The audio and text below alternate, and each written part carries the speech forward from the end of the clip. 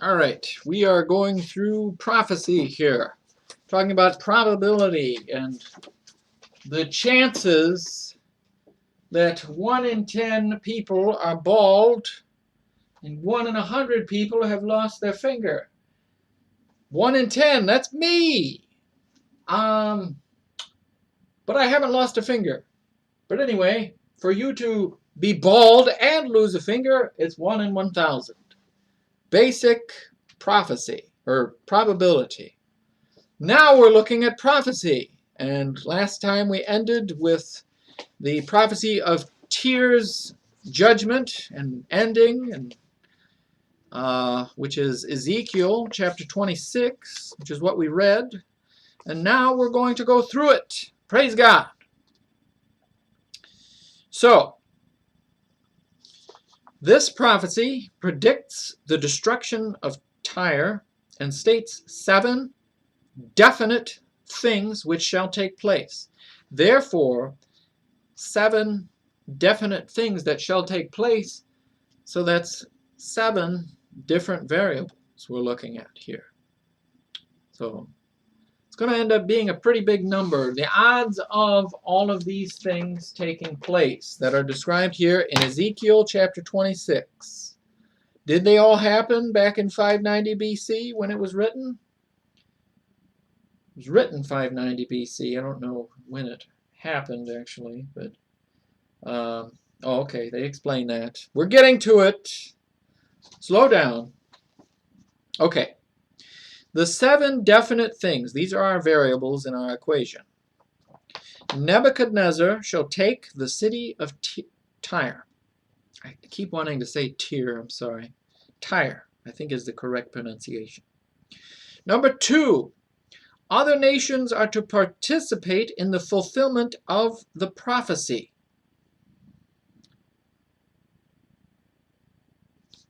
So we'll get to this, but when it says other nations, think about the prophecy in Daniel, right? The statue with all the different materials. Remember, Nebuchadnezzar is the head of gold, Babylon. So Babylon is the first nation that wipes them out. But then, what did the Phoenicians do? What did Tyre do?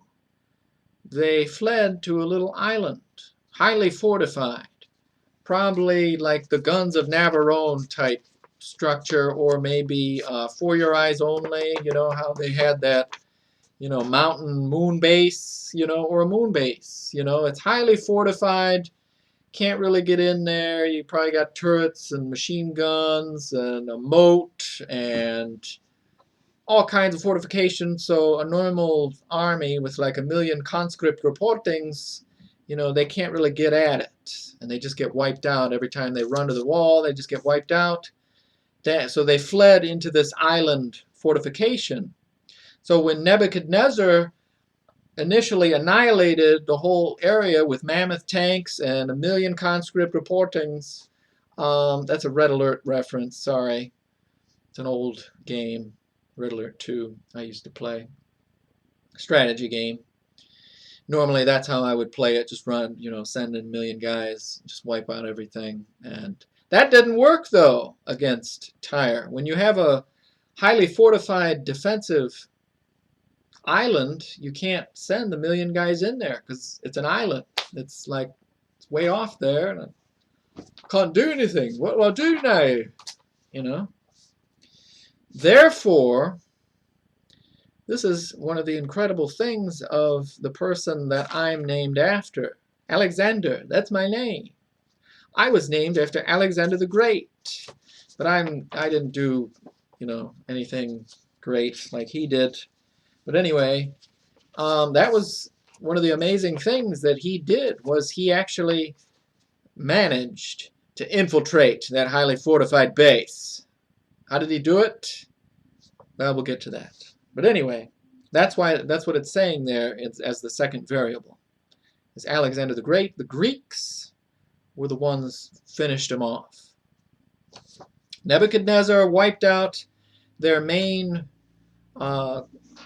area, their main property there, wiped them all out, the Babylonians, but then you have a highly fortified structure on an island. How do you get at it? Alexander the Great figured it out. He had a level 5 efficiency diamond shovel with unbreakable 3, and well, we'll get to that. It's a joke. Anyway. Okay, 3. The third variable. The city is to be made flat like the top of a rock. That's unusual, right? Because when a conquering nation wipes out somebody, usually it just gets annihilated, thousands of bodies, blown up houses, it's all burnt down. Usually when you burn a fire, doesn't it, usually just into like a mound of debris and that kind of thing, Normally, that's what would happen in warfare type situation. It would just be mounds of dead bodies and dead debris and it's just little mounds of everywhere, But what happened? Flat like a top. How did that happen? We'll find out. I think it has to do with that diamond shovel I was talking about. 4. It is to become a place for spreading of nets. That's another prophecy in this chapter 26. What are the odds of that? Wouldn't you think that a highly fortified, prosperous nation like Phoenicia, they were big. They were a big deal back then. Talks plenty about their trading empire and nonstop wealth. They were the people that supplied the wood to Solomon. These guys are big deal, man.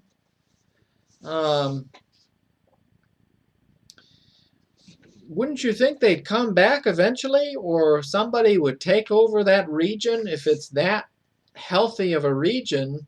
It's got a great water source there, that highly fortified base. You'd think you'd at least build something there. But no, it's never been rebuilt. Fascinating. Why is that? Maybe it's because of this prophecy. Amazing, isn't it? Its stones and timber are to be laid in the sea. How? Why? How would that? What? Who? Way? What? And that's part of the overall prophecy with Alexander the Great, right? I joke about a diamond efficiency 5 unbreaking 3 shovel. That's a Minecraft joke. So my joke is that Alexander the Great invented Minecraft all that time ago, and the people who made Minecraft just stole his idea. Because what did Alexander the Great do? He built a land bridge. Who would ever think of something so crazy, but that's what he did. He literally took like 100 stacks of dirt, which is what Jim usually does when we play Minecraft. It's been a while, so, we've been fighting for a while, but praise God, we're talking again. But anyway, I give Jim like 100 stacks of dirt and gravel and stone. That I like to build tunnels. I'm a dwarf, so I'm underground dwelling dwarven man. But he likes to build, different stuff with all that dirt that I collect digging holes in the game. Jim takes those 100 stacks of dirt. He takes it and he builds a land bridge all the way out there 2 miles off the coast. And he builds a land bridge with all those stacks of dirt. So that's what Alexander the Great did. That's just incredible, isn't it? So that's what he did. He took the materials from Tyre, from all the destruction in the mainland, and he took all of the materials that were left over from that conquering and used that to build a land bridge. It's just incredible.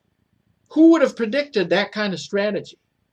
Alexander the Great was a military mastermind. I mean, that's just incredible. See, that's why I shouldn't have been named Alexander the Great. Because I don't think of advanced strategies like that. You know, I shouldn't have been named after that guy. I should have been named Ernest P. Worrell. That should have been my name. That's as far as my strategy goes, you know. So I would just build 1,000,000 conscripts and mammoth tanks, and it's not much strategy to my thinking.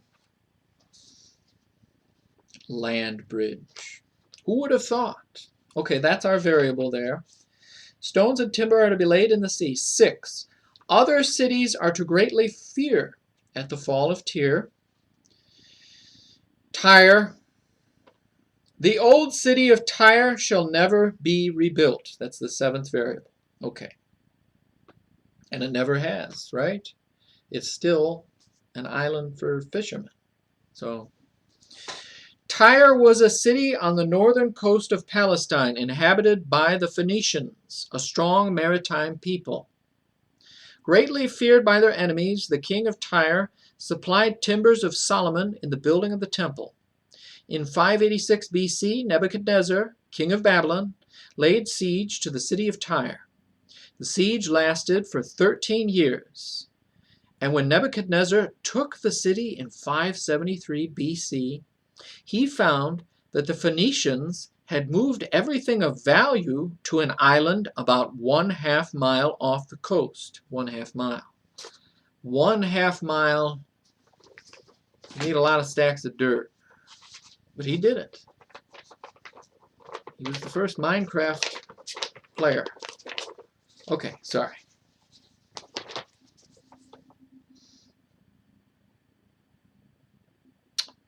One-half mile off the coast.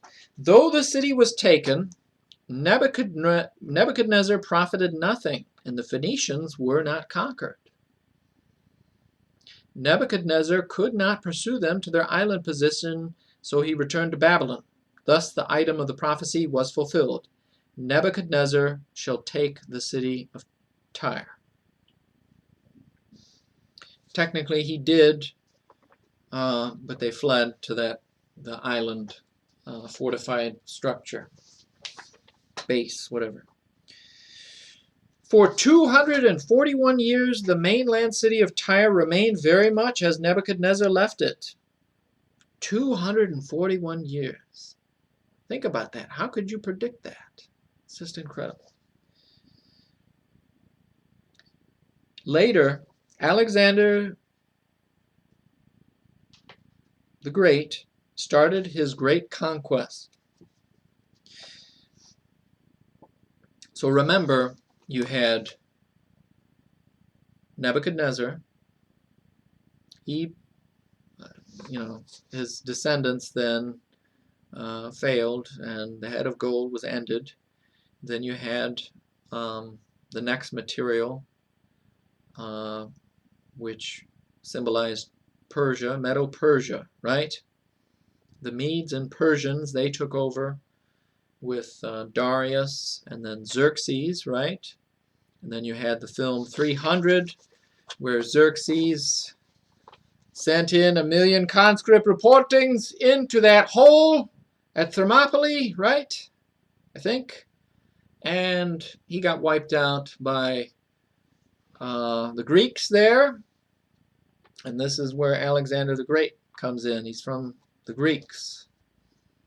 And then when Alexander the Great dies of a drunken orgy, then his generals, which one of them was Ptolemy, that ends up being Iron or Rome. So think of that. 241 years. It's a pretty long time period from Nebuchadnezzar, which is Babylon, to the Persians, and now we're at the Greeks. Alexander the Great. Okay. His field of campaign lay to the east, but he feared that the fleet of Tyre might be used against his homeland. So he moved south to take the city of Tyre. In 332 BC, Alexander reached Tyre, but he was unable to take the city at once. So he captured other coastal cities and took over their fleets. But with these combined fleets, he was still unable to take Tyre. Alexander finally built a causeway from the mainland to the island. In building the causeway, he used all the building materials of old Tyre, and that was not enough.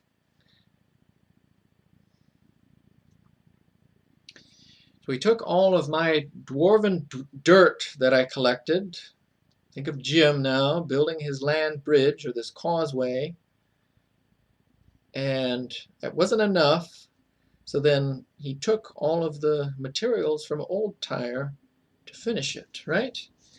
Hence, making it flat. You have mounds of debris and materials there. Normally, after a nation is conquered, you have these mounds.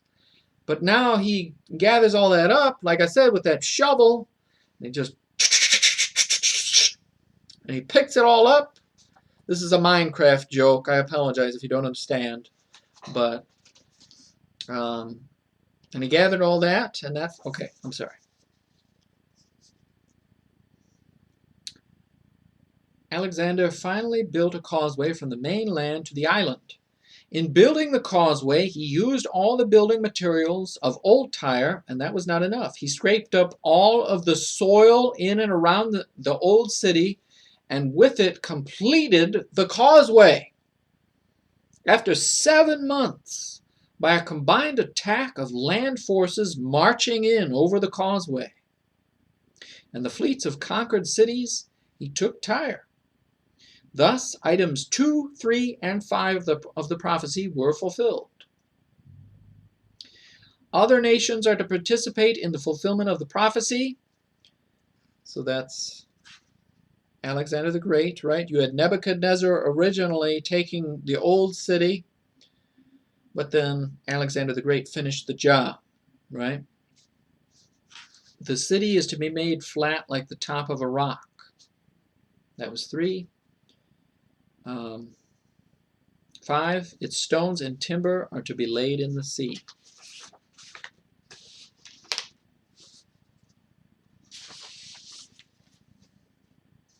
Oh, look at that.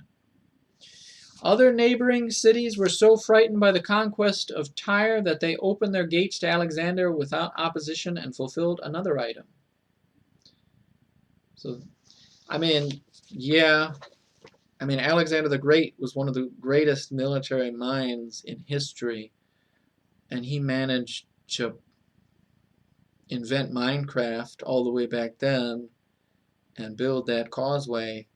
Yeah, you'd probably surrender to him if, you know, he's at your doorstep and he actually gives you the chance to surrender. Yeah, probably would. The alternative is to get annihilated. I think you would just, yeah. Okay. 6. So that was 6. Other cities are to fear greatly at the fall of Tyre. Today, visitors at the old city of Tyre find it a very popular place for fishermen. They are spreading their nets on this very spot. Thus, prediction 4 has been completely fulfilled, for it is to become a place for spreading of nets. The great freshwater springs of Razalain are at the site of the mainland city of Tyre, and no doubt supplied the city with an abundance of fresh water. These springs are still there and still flow, but their water runs into the sea. The flow of these springs was measured by an engineer and found to be about 10 million gallons daily. 10 million gallons. So wouldn't that be a magnificent spot to build a new empire there? I mean, no wonder the Phoenicians were so prosperous, right? So why not rebuild there? It is still an excellent site for a city and would have free water enough for a large modern city, yet it has never been rebuilt. Thus, at least at the time of this writing, so... But it must not. I mean, unless they, no, I don't know. Thus, item 7 of the prophecy has stood true for more than 2,500 years. That's incredible. 7. The old city of Tyre shall never be rebuilt. This prophecy by Ezekiel has been fulfilled to the last item. Let us try to evaluate the evidence of inspiration as supplied by the fulfillment of this prophecy. History shows that while many of the cities in the vicinity of Tyre were often captured and recaptured by various forces, Tyre usually withstood these attacks and remained a free city. Tyre and Babylon represented two very different military powers. Tyre, naval, and Babylon, a land force. Right. Each had left the other strictly alone. My group of college students were asked to imagine that Ezekiel was writing from his own human knowledge, and then to give an estimate of the following. Okay, so now we're getting to the math. Oh, God. All right. Ezekiel had one chance in how many of knowing or being able to predict that Nebuchadnezzar would take the city of Tyre?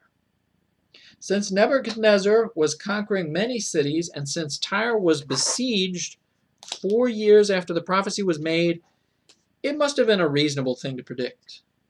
Right. So that one's not too bad. Anybody could make that guess, right? Even an idiot like me could do that. Sorry, I don't mean to be. Oh, I'm sorry. Nebuchadnezzar might have tried to take Tyre and failed, or he might have succeeded, or he might have never tried. An estimate of 1 in 3 was chosen. That sounds completely reasonable, really. You know, think about that. That's 1 in 3. Not bad. Okay, 1 in 3.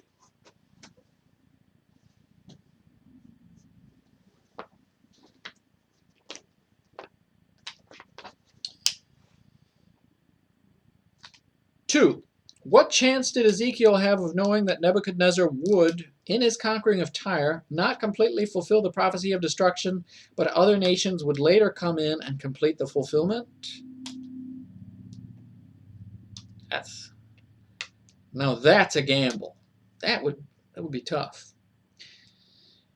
The indications in the time of Ezekiel certainly were that when Nebuchadnezzar took a city, he was quite capable of completing the destruction himself. So the estimate was placed at 1 in 5.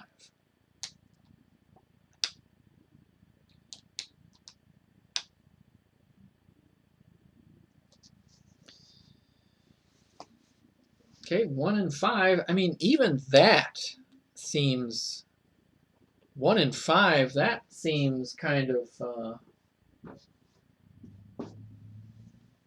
That seems. I don't know. That's. I think you could.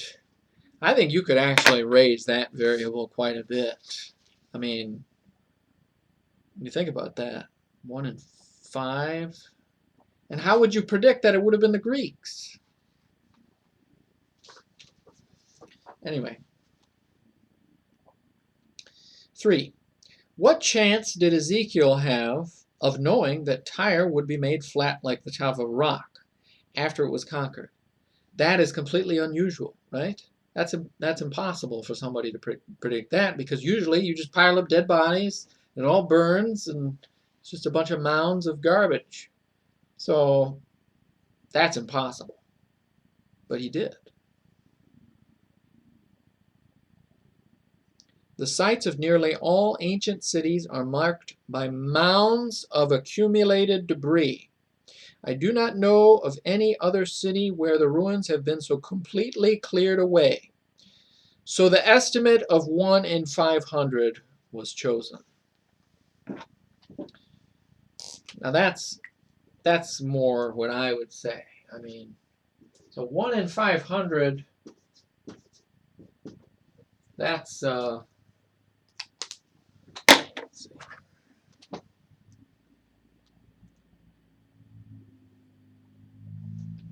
So that's a 0.2% chance of getting that prediction alone correct. 0.2.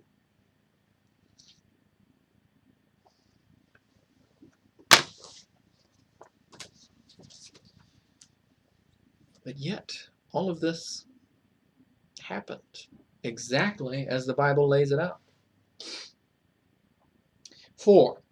What chance did Ezekiel have of knowing that after the city had been completely cleared away, it would become a popular place for fishermen. There is really no basis on which to make an estimate.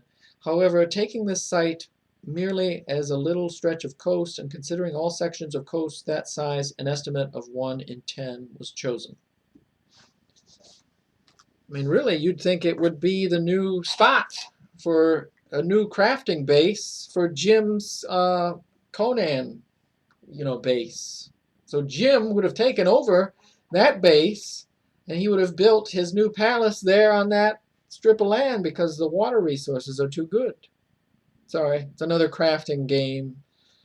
Jim would understand my joke. Nobody else in the entire universe would understand what I'm talking about, but Jim might laugh at that, because he would. He tries to take over everything, but they don't let him. It's too bad. 1 in 10. Okay. Okay. What chance did Ezekiel have of knowing that when Tyre was made flat, its building material, and even its dust, was to be laid in the sea? Since the site was to be cleared, the debris had to be disposed of. But it would have been far more likely to have used this material in constructing the buildings of nearby cities. So the estimate was given as 1 in 10. You'd think that. You'd think they would have picked it clean for all that time, but it didn't. It was just left there. And then Alexander the Great comes in, and it's just incredible. All right, 1 in 10.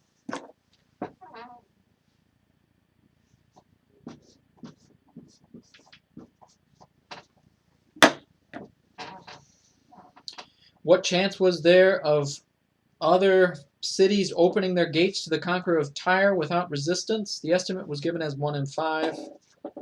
That's reasonable, right?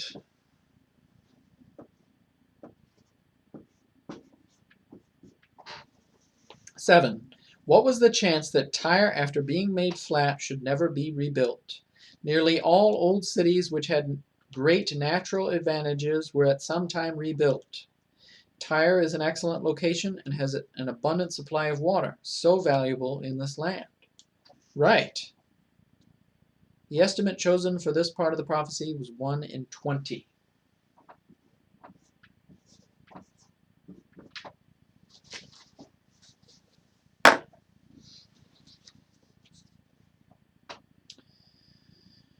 Having been given these estimates by my students for the probability of the fulfillment of each part of the prophecy, we shall get an estimate of the probability of the fulfillment of the whole prophecy by multiplying all of the estimates together. The chance then of Ezekiel writing this prophecy from his own knowledge and having it all come true is 1 in 3 times 5 times 500 times 10 times 10 times 5 times 20. This is 1 in 75 million.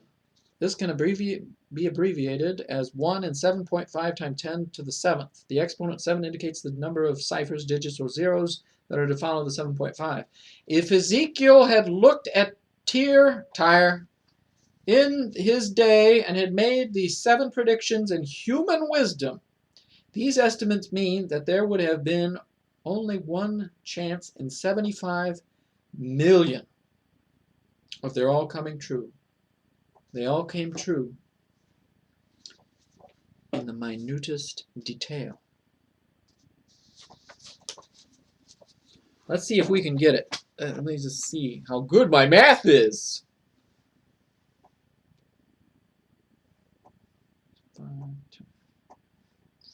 500 times 10 times 10. 5.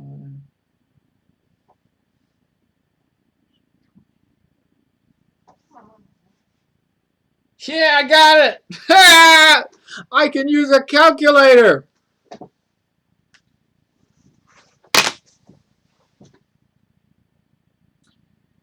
So 1 in 75 million And the Bible wins, as he always does.